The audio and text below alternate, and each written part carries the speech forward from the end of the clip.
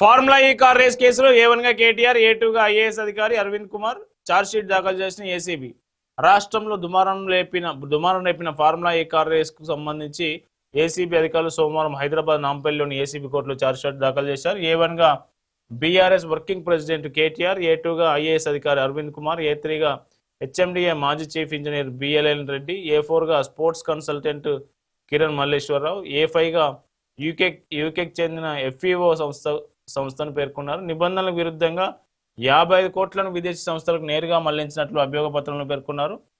Formula ఈ operation సంస్థ ఒప్పందం చేసుకున్న ఎన్ఎక్స్ట్ జెన్ సంస్థకు బాధ్యతలు అప్పగించడం, దానికి ప్రతిఫలంగా ఆ సంస్థ నుంచి బీఆర్ఎస్కు ఎలక్ట్రోల్ బాండ్ల రూపంలో 45 కోట్లు రావడం క్విడ్ ప్రోకోలో భాగమేనని పొందుపరిచినట్టు తెలుస్తా ఉంది. కేటీఆర్ ప్రాసిక్యూషన్కు గతేడాది నవంబర్లో అప్పటి గవర్నర్ జిష్ణుదేవ్ వర్మ అనుమతించిన విషయం తెలిసిందే. కాగా ఈ ఫార్ములా ఈ కార్ రేసుకు సంబంధించి 2024 డిసెంబర్ 18 ఏసీపీ ఎఫ్ఐఆర్ నమోదు చేసింది. సో ఆల్రెడీ ఆయనను విచారించడానికి మనకు గవర్నర్ నుంచి కూడా ఆమోదం తెలిపింది. ఏ1గా కేటీఆర్, ఏ2గా అప్పటి పురపాలక శాఖ కార్యదర్శి ఎవరైతే ఉన్నారో